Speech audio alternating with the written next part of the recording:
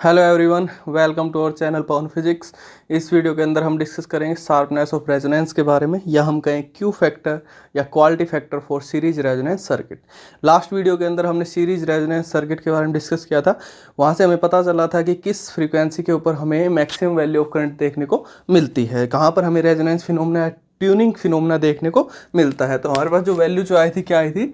Omega R resonance frequency, angular frequency is equal to 1/√of LC, या nu R is equal to 1/2π√of LC। तो इस frequency के ऊपर हमें current की मैक्सिमम वैल्यू देखने को मिलती है। कितनी देखने को मिलती है? V0/R। सिंपल, वहाँ पर Z जो है आपके पास, जो इम्पीडेंस जो होता है वो आपके पास सिर्फ और सिर्फ रेजिस्टेंस ही बच जाता है। रजिस्टर का रेजिस्टेंस बच जाता है, इन दोनों का रोल जो है वो ख़त्म हो जाता है। तो यहाँ पर R की वैल्यू जितनी कम से कम होती है, करंट आपको उतना ही मैक्सिमम से मैक्सिमम देखने को मिलता है। अब क्वेश्चन ये है, क्या ट्यूनिंग सर्किट के अंदर, रेजोनेंस फिनोमेना के अंदर इनका भी कुछ रोल है, एक्सएल और एक्ससी का, या मैं कहूँ यहाँ पर इंडक्टेंस ऑफ द इंडक्टर या कैपेसिटेंस ऑफ कैपेसिटर का भी कोई रोल है ट्यूनिंग के अंदर? रोल का मतलब क्या है? क्या हम इनकी हेल्प से भी करंट को कम ज़्यादा कर सकते हैं रेजिस्टेंस को सेट करके? मान लीजिए आप उस रजिस्टर का रेजिस्टेंस जितना कम से कम सेट कर सकते थे, कर चुके। आपने इसका रजिस्टर का रेजिस्टेंस 0.1 ओम सेट कर दिया। ओके, अब आपने क्या करना है? रेजोनेंस फिनोमेना वहाँ पर आपने करना है। तो रेजोनेंस फिनोमेना के लिए आपके पास एक्सटर्नल फ्रीक्वेंसी इतनी होनी चाहिए, 1/√of LC। तो अब यहाँ पे L और C, ये जो वैल्यू है, दो क्वांटिटी वेरी करती है। इनको आप वेरी करके, एक को कम करके दूसरे को ज़्यादा करके, एक को ज़्यादा करके दूसरे को कम करके आप ये वैल्यू लेके आ सकते हैं। मान लीजिए आपके पास, मान लीजिए L जब आपके पास 20 माइक्रोफेराड है, C जब आपके पास L जो है वो आपके पास 20 मिली हेनरी है, C जो है आपके पास 20 माइक्रोफेराड है। इस केस में मान लीजिए आपको उसके वहाँ पर आपके पास रेजोनेंस फ्रीक्वेंसी आ गई। अब क्या मैं एक को कम ज़्यादा करके, क्या मैं यहाँ से, मान लीजिए इस सर्किट की जो नेचुरल फ्रीक्वेंसी जो है वो 20 हर्ट्ज है। ओके, तो जब एक्सटर्नल सोर्स की फ्रीक्वेंसी जब 20 हर्ट्ज होगी, उस टाइम पे आपको रेजोनेंस फिनोमेना देखने को मिलेगा, सर्किट में ट्यूनिंग आपको देखने को मिलेगी। तो अब ये जो वैल्यू जो है वो किस पे डिपेंड करती है? इन दो क्वांटिटी पे डिपेंड करती है। एक तो इंडक्टर ऑफ द इंडक्टेंस पे, दूसरा कैपेसिटेंस ऑफ द कैपेसिटर पे। इन दोनों क्वांटिटी को मैं कम ज़्यादा करके, वेरी करके, एनी हाउ कैसे भी मैं ये वैल्यू ले आता हूँ। अब क्वेश्चन ये है, क्या इन दोनों की वजह से भी ट्यूनिंग पे कोई इफेक्ट पड़ेगा? मान लीजिए आपके पास ओमेगा आर वैल्यू आ रही है, दो केस में आपको वैल्यू मिल गई। जैसे 20 आर आपको दो केस पे वैल्यू मिल रही है। एक तो किस टाइम पे, जब एल जो है, जब आपके पास 20 मिली हेनरी है, और सी जो है आपके पास 30 माइक्रोफेराड है। एक तो इस केस पे भी आपको 20 हर्ट्ज मिल रही है, मान लीजिए, गलती होगा वैसे तो, मान लीजिए आप इस केस पे भी आपको 20 हर्ट्ज मिल रही है। दूसरा जो केस है वो ये है, जब इंडक्टेंस जो है वो आपके पास 30 मिली हेनरी है, और कैपेसिटेंस जो वो आपके पास 10 माइक्रोफेराड है। इस केस पे भी आपको इतनी ही वैल्यू मिल रही है। तो अब मैं आपसे पूछता हूँ कि बेटर ट्यूनिंग के लिए, बेटर रेजोनेंस के लिए, सर्किट के अंदर बेटर ट्यूनिंग या बेटर रेजोनेंस के लिए आप ये वाले इंडक्टर और कैपेसिटर यूज करोगे या ये वाले यूज करोगे? क्वेश्चन अब ये आता है। दोनों ही वैल्यूज के लिए, इनके लिए भी और इनके लिए भी, एक और लिख लीजिए चाहे उसके लिए भी, हमें इन तीनों वैल्यूज के लिए, एल और सी के लिए, तीनों के लिए हमें नेचुरल फ्रीक्वेंसी मिल रही है। एक्सटर्नल सोर्स की जो वैल्यू जो आती है, फ्रीक्वेंसी की वैल्यू जो आती है, वो इनसे भी और एक और आप लेकर के चलते हो उनसे भी यही वैल्यू आ रही है। तो रेजोनेंस फिनोमेना तो होगा। अगर एक्सटर्नल सोर्स की फ्रीक्वेंसी नेचुरल फ्रीक्वेंसी के इक्वल है, सर्किट की फ्रीक्वेंसी के इक्वल है, तो रेजोनेंस तो होगा, सर्किट के अंदर ट्यूनिंग तो होगी। अब क्वेश्चन ये है, बेटर ट्यूनिंग किस में होगी, बेस्ट ट्यूनिंग किस में होगी? ये वाला लेकर के चलें सर्किट में हम तब होगी, या ये वाला लेकर के चले तब होगी, या कोई और हम कॉम्बिनेशन तैयार करें एल और सी का तब होगी? क्वेश्चन ये है। तो ट्यूनिंग के लिए सिर्फ और सिर्फ आपके पास ये नहीं है कि आप रेजिस्टेंस को जितना कम से कम कर सकते हो उसमें ही आपको बेटर करंट देखने को मिलेगा। इसके अलावा ट्यूनिंग जो है वो एल और सी पे भी डिपेंड करती है। कैसे? इस चीज़ को बताता है आपको शार्पनेस ऑफ रेजोनेंस या क्वालिटी फैक्टर या Q factor of series resonance circuit. देखिए, अब इस चीज़ को समझिए।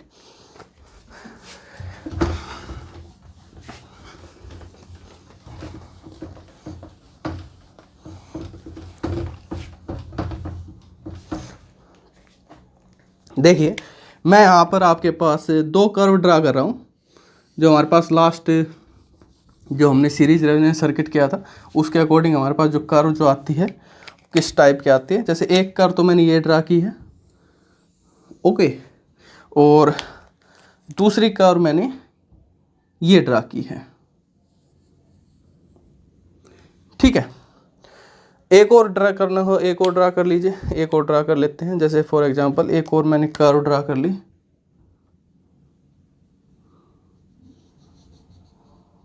ये मैंने एक और कर्व ड्रा कर ली, ठीक है। 3 कर्व ड्रा की है मैंने, curve first, curve second and curve third.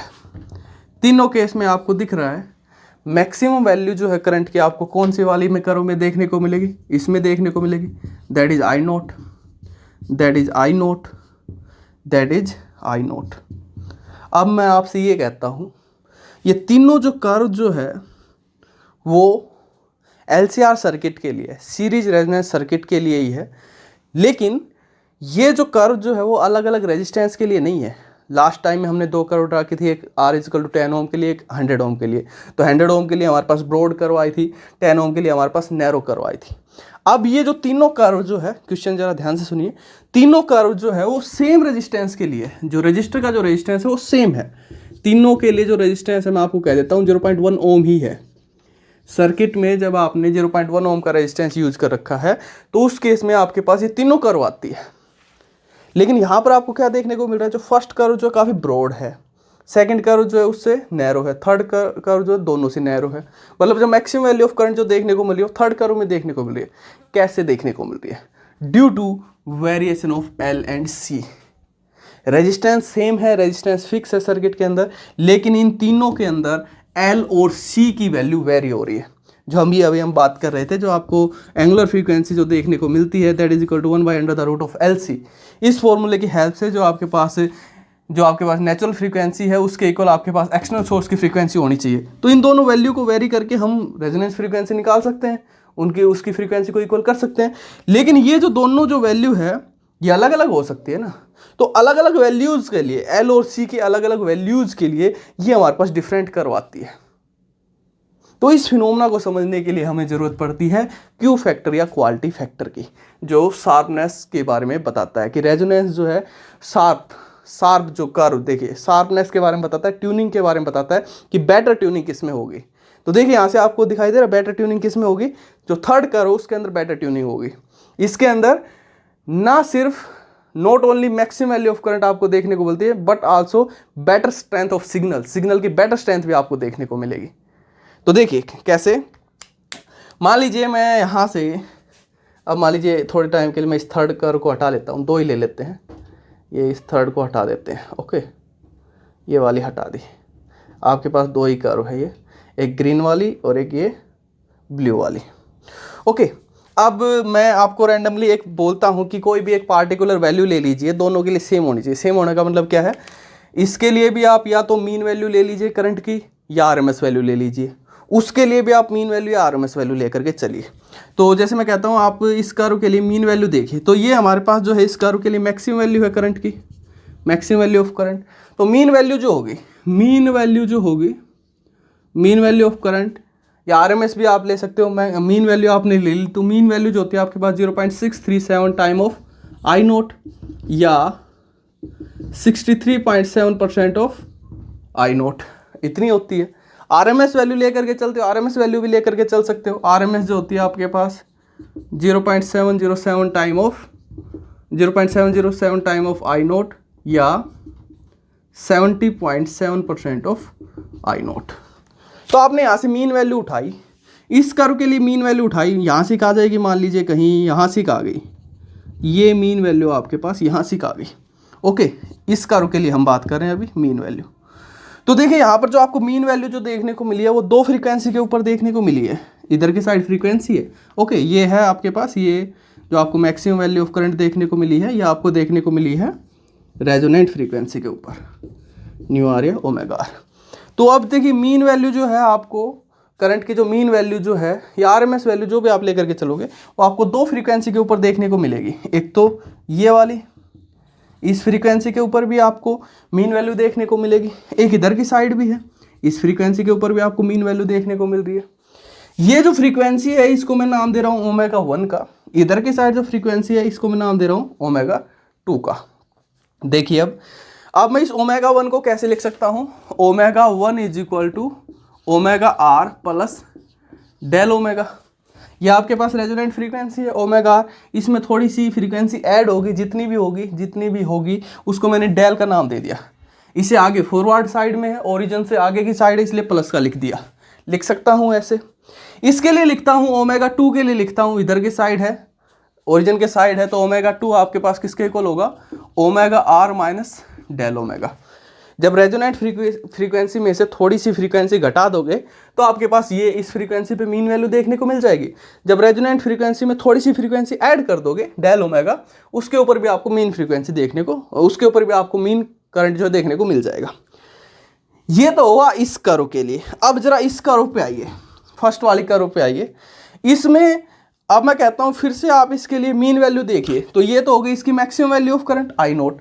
Mean value जो आएगी मान लीजिए वो यहाँ कहीं आ गई, यहाँ कहीं आ गई इसकी mean value 63.7% of I note, यहाँ कहीं आएगी। ये है आपके पास आई नोट, इसकी maximum value of current that is I note, और ये आपके पास आ गई इसकी मीन वैल्यू ऑफ करंट। अब देखिए इसमें भी जो आपको जो मीन वैल्यू जो देखने को मिलेगी, यहाँ से इसको थोड़ा सा मीन वैल्यू ये वाली, ओके। अब देखिए इसमें जो आपको मीन वैल्यू देखने को मिलेगी, इस कर्व के लिए भी आपको दो फ्रीक्वेंसीज के ऊपर मीन वैल्यू देखने को मिलेगी, एक तो ये वाली और एक ये वाली। इसको मैं नाम दे रहा हूँ ओमेगा 1 डैश का नाम दे देता हूँ, इसको मैं नाम देता हूँ ओमेगा 2 डैश का।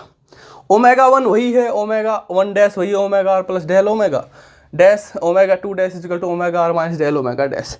ऐसे ही मैं कितनी भी ले लूँ सबके लिए आप देख सकते हो।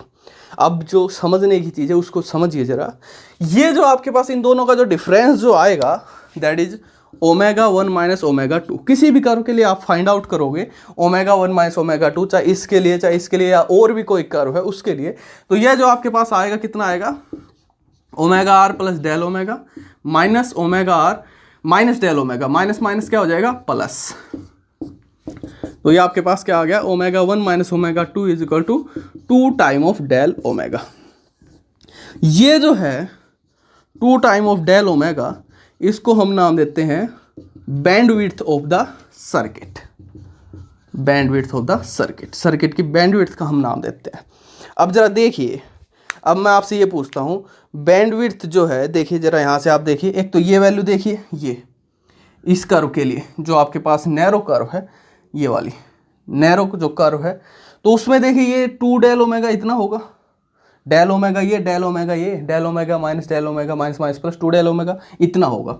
इस वाली कर्व के लिए, फर्स्ट वाली कर्व के लिए आपके पास डेल ओमेगा इतना होगा, यहाँ से लेकर यहाँ तक। ज़्यादा किस में है, ज़्यादा किस में, फर्स्ट वाली में। कम किस में है, 2 डेल ओमेगा सेकेंड वाली में।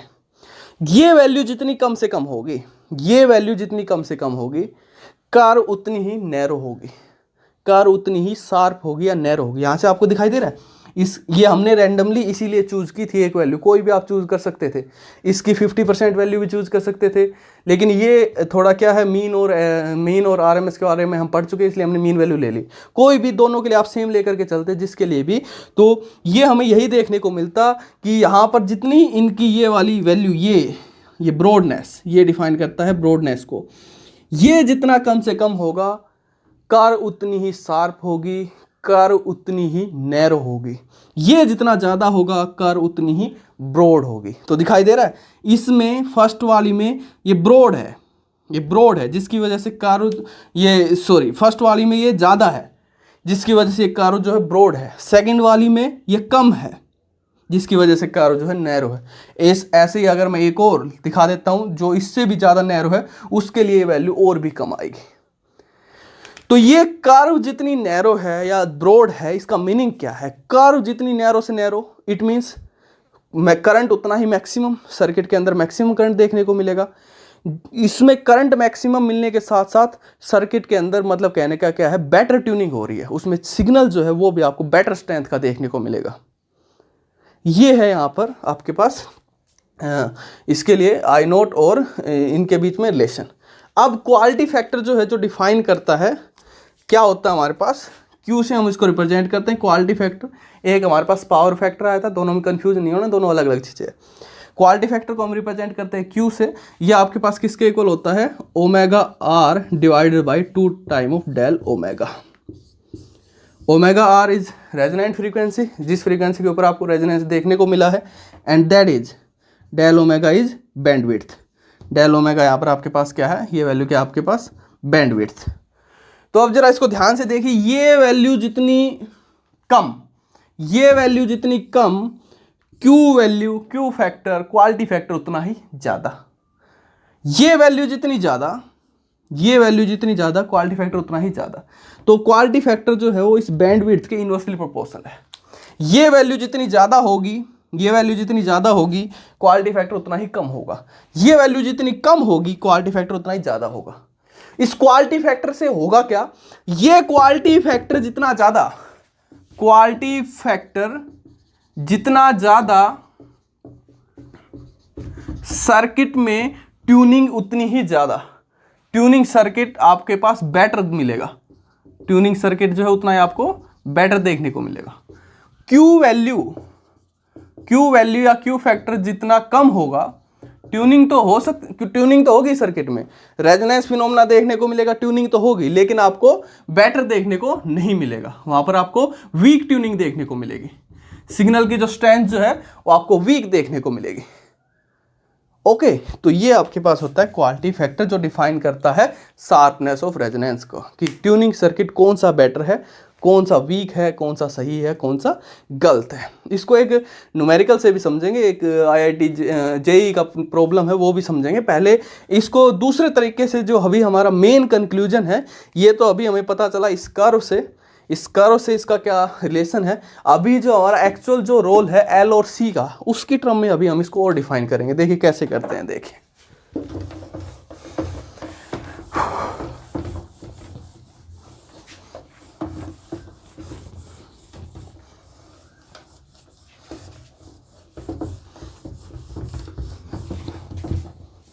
देखिए क्वालिटी फैक्टर जो डिफाइन किया जाता है वो कैसे डिफाइन किया जाता है। Quality factor for any series LCR circuit, voltage applied across inductor divided by voltage applied across resistor, या voltage applied across capacitor divided by voltage applied across resistor. इन दोनों का जो रेशियो जो होता है वो आपके पास होता है क्वालिटी फैक्टर। वोल्टेज जो है इंडक्टर के अक्रॉस कितनी वोल्टेज है, डिवाइडेड बाई रजिस्टर के अक्रॉस कितनी वोल्टेज है, इनका जो रेशियो होता है वो आपके पास क्यू फैक्टर या क्वालिटी फैक्टर होता है। जो जितना ज़्यादा रेजोनेंस उतनी ही बढ़िया, ट्यूनिंग उतनी ही बढ़िया सर्किट के अंदर, पीक उतना ही आपको मैक्सिमम वैल्यू ऑफ करंट देखने को मिलेगी, शार्प कर्व देखने को मिलेगी। ये क्वालिटी फैक्टर जितना कम, ट्यूनिंग जो है सर्किट में उतनी कम देखने को मिलेगी, करंट की वैल्यू उतनी कम देखने को मिलेगी, स्ट्रेंथ जो है सिग्नल की वीक देखने को मिलेगी, कर्व जो आपको नैरो देखने को नहीं मिलेगी, ब्रॉड देखने को मिलेगी, जो हमारे लिए ज़्यादा फायदेमंद नहीं है। या अदर फॉर्म में, कैपेसिटर की फॉर्म में, voltage across capacitor divided by voltage across resistor. इन दोनों का जो रेशियो जो है वो आपके पास क्वालिटी फैक्टर होता है, कैसे भी आप डिफाइन कर सकते हैं। अब देखिए, अब वोल्टेज अक्रॉस रजिस्टर हमारे पास कितनी होती है, I R. Voltage across inductor हमारे पास कितनी होती है, आई इंटू एक्सएल। करंट जो है वो सीरीज में सेम रहता है, across capacitor I into X C. तो हम इसको कैसे डिफाइन कर सकते हैं, V L voltage across inductor I into X L, V R voltage across resistor I into R, I से आई कैंसिल, तो quality factor is equal to X L by R. या यहां से निकालना चाहो voltage across capacitor, that is equal to I X C divided by voltage across resistor I into R, I से I cancel, XC by R. दोनों ही इसी के ही फॉर्मूले हैं। बहुत इंपॉर्टेंट रिजल्ट है ये इसके लिए, क्वालिटी फैक्टर के लिए। ये भी इसी के लिए, ये भी इसी के लिए, ये भी इसी के लिए, ये भी इसी के लिए। अभी और फाइंड आउट करेंगे मेन वैल्यू, अभी एल और सी में तो पहुंचे ही नहीं है अभी हम। अब देखिए एक्सएल किसके इक्वल होता है, XL is equal to omega L, लिख सकता हूँ इसको, या इन टर्म ऑफ एक्सी लिखता हूँ तो 1 बाई ओमेगा सी। अब ओमेगा किसके इक्वल है, अब जो हम ओमेगा जो बात करें ये यहाँ पर रेजोनेंट फ्रीक्वेंसी है, रेजोनेंट फ्रीक्वेंसी पे हम चल रहे हैं। तो ओमेगा हमारे पास किसके इक्वल होता है, omega is equal to 1/√LC लिख सकता हूँ। तो मेरे पास कितना हो जाएगा 1/√LC इंटू L/R। इसको मैं कैसे लिख सकता हूँ 1/√C, इसको √L लिख सकता हूँ। कैंसिल √L से √L, आपके पास कितना बच गया Q is equal to 1/R√L/C। ये आई है अभी हमारे पास मेन वैल्यू। कितनी आई है Q is equal to 1/R√L/C। अब जरा इससे और देख लीजिए, इससे फाइंड आउट करोगे तो omega that is equal to 1/√LC, तो ये ऊपर चला जाएगा √LC डिवाइड बाय CR। इसको हम कैसे लिख सकते हैं, फिर से वही, इसको आप लिखोगे तो Q is equal to √L √C लिख सकते हैं R। ये कैंसिल √C से √C कैंसिल, कितना बच गया 1/R√L/C। दोनों से सेम रिजल्ट आता है, इसलिए हमने ये इस तरीके से लिखा था। तो ठीक है, ये आपके पास आ जाता है एक्चुअल रिजल्ट जिसकी हमें ज़रूरत थी, जिसकी हेल्प से अब हम एक्सप्लेन करेंगे L और C की वैल्यू के लिए। वो एक्सप्लेन करने से पहले इसकी यूनिट और डायमेंशन फॉर्मूला और देख लीजिए। क्वालिटी फैक्टर का आपके पास क्या यूनिट होती है और क्या डायमेंशन फॉर्मूला होता है। तो देखिए, यूनिट और डायमेंशन फॉर्मूले के लिए आप ये फॉर्मूला यूज मत करना, काफ़ी लंबा चौड़ा हो जाएगा, आप डायरेक्ट यहीं से देखिए। क्वालिटी फैक्टर आपके पास रेशियो है किसका, वोल्टेज का रेशियो है, किस किस का, ये इंडक्टर या रजिस्टर के लिए या कैपेसिटर या रजिस्टर के लिए। तो वोल्टेज की जो यूनिट होती है तो वोल्ट ही होती है, चाहे रजिस्टर के अक्रॉस हो, चाहे इंडक्टर के अक्रॉस हो, चाहे कैपेसिटर के अक्रॉस हो। तो वोल्टेज अक्रॉस इंडक्टर वोल्ट में मेजर करोगे, अक्रॉस कैपेसिटर वोल्ट। तो Q is a unit less quantity, unit less बोल लीजिए या डायमेंशन लेस बोल लीजिए। ना इसकी कोई यूनिट होती है, ना इसका कोई डायमेंशन होता है। ओके, इसको आपने ध्यान रखना है। अब आइए इसके ऊपर जो हम बात कर रहे थे स्टार्टिंग के अंदर। अब देखिए, R जितना कम से कम क्वालिटी फैक्टर उतना ही ज़्यादा, क्वालिटी फैक्टर जितना ज़्यादा करंट उतना ही मैक्सिमम। क्यों? क्योंकि कर्व जो होगी उतनी ही नैरो देखने को मिलेगी, तो करंट मैक्सिमम देखने को मिलेगा। इट मीन्स सर्किट के अंदर जो सिग्नल जो होगा उसकी स्ट्रेंथ जो होगी वो आपको बेटर देखने को मिलेगी। R जितना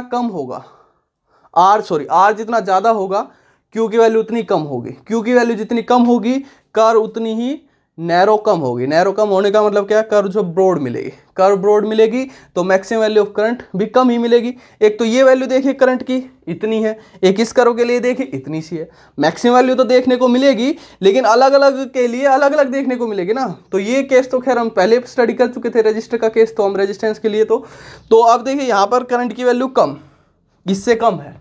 क्यों? क्योंकि कर्व जो है ब्रॉड हो गई। तो Q जितना कम होगा कर्व उतनी ही ब्रॉड होगी, हम कहे कम नैरो होगी। अब इफेक्ट देखिए L और C का। तो L के डायरेक्टली प्रोपोर्शनल है, L की पावर 1/2 के डायरेक्टली प्रोपोर्शनल है। इसको मैं ऐसे लिख सकता हूँ Q is equal to 1/R L raise to the power 1/2 C raise to the power 1/2 है। तो डायरेक्टली प्रोपोर्शनल, भले इसकी पावर 1/2 है। तो L जितना ज़्यादा होगा, इंडक्टर का इंडक्टेंस जितना ज़्यादा होगा, क्वालिटी फैक्टर Q फैक्टर उतना ही ज़्यादा होगा। Q फैक्टर जितना ज़्यादा, कर्व उतनी ही नैरो, कर्व जितनी नैरो करंट मैक्सिमम, करंट जितना मैक्सिमम सिग्नल की स्ट्रेंथ बेटर। C के ऊपर आइए, C के इनवर्सली प्रोपोर्शनल, C जितना कम होगा, कैपेसिटर का कैपेसिटेंस जितना कम होगा उस केस में क्वालिटी फैक्टर उतना ही बेटर। क्वालिटी फैक्टर जितना बेटर, सिग्नल की स्ट्रेंथ उतनी ही बेटर। तो जो हम बात कर रहे थे स्टार्टिंग में, अगर आप सर्किट के अंदर बेटर ट्यूनिंग चाहते हैं, बेस्ट ट्यूनिंग चाहते हैं, ज़्यादा से ज़्यादा करंट चाहते हैं और सिग्नल की स्ट्रेंथ मैक्सिमम चाहते हैं, तो उस केस में हमारे पास क्या होना चाहिए, क्वालिटी फैक्टर ज़्यादा होना चाहिए। जितना क्वालिटी फैक्टर ज़्यादा होगा उतनी कर्व वहाँ पे नैरो मिलेगी, जितनी कर्व नैरो होगी करंट मैक्सिमम, सिग्नल की स्ट्रेंथ मैक्सिमम। तो उसके लिए हमें क्या चाहिए, रजिस्टर का रेजिस्टेंस मिनिमम से मिनिमम होना चाहिए, कम से कम होना चाहिए। इंडक्टर का इंडक्टेंस ज़्यादा से ज़्यादा होना चाहिए, मैक्सिमम होना चाहिए। कैपेसिटर का कैपेसिटेंस भी कम होना चाहिए। ये तीनों कंडीशन आपने याद रखनी है for better tuning circuit, best tuning circuit. Okay, अब इससे रिलेटेड एक प्रॉब्लम समझते हैं, जेईई की प्रॉब्लम है, उससे ये समझ में आ जाएगा। देखिए स्टूडेंट्स, प्रॉब्लम क्या है आपके पास, which of the following combination should be selected for better tuning of an LCR circuit used for communication.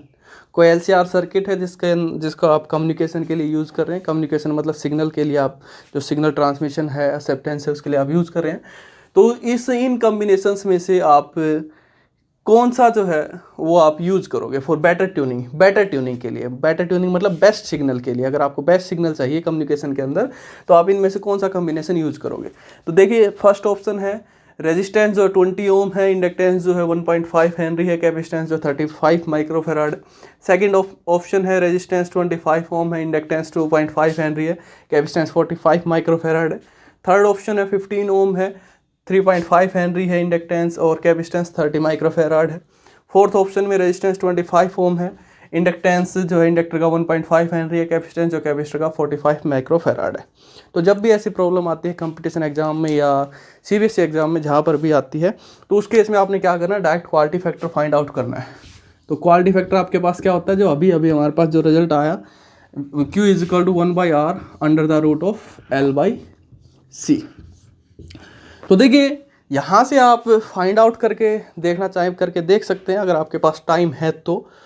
अगर नहीं देखना चाहते तो देखिए डायरेक्ट अभी जो हमने बताया, क्वालिटी फैक्टर जितना ज़्यादा होगा, कर्व उतनी ही नैरो होगी, कर्व जितनी नैरो होगी, ट्यूनिंग जो होगी सर्किट के अंदर बेटर होगी। तो सीधा आपने वो वैल्यू देखनी है जिस वैल्यू के ऊपर आपको क्वालिटी फैक्टर मैक्सिमम देखने को मिले। तो मैक्सिमम कहाँ पर देखने को मिलेगा, R जितना कम से कम, L जितना ज़्यादा से ज़्यादा, C जितना कम से कम। तो इनमें देखिए ये जो 4 कॉम्बिनेशन जो आपको दे रखे हैं, इन सब में सबसे पहले ये देखिए R सबसे कम किस में है, ये 20, ये 25, ये 15, ये 25। तो R की वैल्यू सबसे कम किस में है, ये वाली। ओके, अब ढूंढिए L की वैल्यू सबसे ज़्यादा कौन से वाले में है, ये 1.5, ये 2.5, ये 3.5, ये 1.5। तो L की वैल्यू इसमें ज़्यादा है, 3.5 हेनरी। ओके, C की वैल्यू सबसे कम किस में है, यहाँ पर 35, 45, 30, 45। तो सबसे कम किस में है, इसमें है। तो डायरेक्ट आपको आंसर मिल गया, दैट इज इक्वल टू ये आपका option C is correct. Find out करके देख लीजिए बेसिक से, चाहे आप चारों के लिए, इसके लिए फाइंड आउट कीजिए सबसे पहले Q की वैल्यू पहले वाले के लिए, दूसरे वाले के लिए फाइंड आउट कीजिए, तीसरे वाले के लिए फाइंड आउट कीजिए और फोर्थ वाले के लिए फाइंड आउट कीजिए। सबसे ज़्यादा जो वैल्यू आएगी Q वैल्यू, वो थर्ड ऑप्शन के लिए आएगी, इसके लिए आएगी। तो मैं इसको नहीं कर रहा हूँ, आपने खुद करके देखना है, मैंने आपको डायरेक्ट मेथड बता दिया है। तो इसको आप चेक करके देखिए सबसे ज़्यादा वैल्यू किस में आती है, क्योंकि इसी में आएगी। ओके, तो आप डायरेक्ट इस फॉर्मूले का यूज़ करके फाइंड आउट कर सकते हैं। इन सम केसेस क्या होगा, मान लीजिए किसी में क्या होगा, दो रेजिस्टेंस, मान लीजिए इसकी और इसकी वैल्यू इक्वल है, इसमें 15 है, इसमें 15 है, फिर क्या करें, इसमें मान लीजिए ये भी आपको इक्वल दे दिया 3.5, उस केस में फिर आपको ये दोनों तो छोड़ देना, ये वाले इनका तो रोल ही खत्म हो गया। इन दोनों के लिए चेक करके देख लेना क्वालिटी फैक्टर किस में ज़्यादा आ रहा है, तो 2 ही सोल्व करने की ज़रूरत पड़ेगी फिर आपको। ओके, और मान लीजिए फिर 3 में किसी में है तो फिर आपको 3 चेक करनी पड़ेगी। तो इस टाइप से आपने जो प्रॉब्लम्स जो है वो सोल्व करनी है। इस वीडियो में इतना ही, नेक्स्ट वीडियो के अंदर हम स्टडी करेंगे पैरेलल रेजोनेंस सर्किट के बारे में। Thank you.